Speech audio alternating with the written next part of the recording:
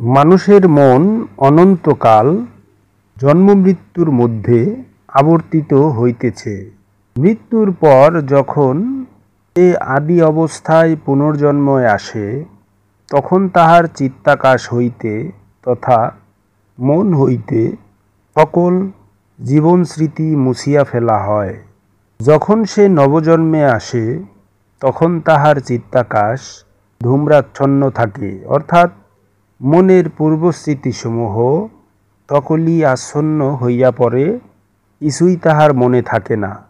অতএব ক্রিয়াকৌতুকে মত্ত থাকিয়া আপন রব হইতে বিচ্ছিন্ন হইয়া জীবনযাপন করিলে বারংবার চিত্তাকাশের অবস্থা ধূম্রাচ্ছন্ন হইয়া পড়ে।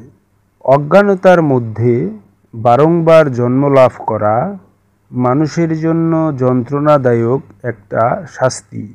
সুতরাং আপন রবে দ্বারস্থ হইয়া এই অবস্থা হইতে মুক্তি লাভের উপায় অর্জন করিবার জন্য প্রাণপণ চেষ্টা করতেই হবে, নতুবা এই যন্ত্রণাদায়ক শাস্তির কোনো শেষ নাই।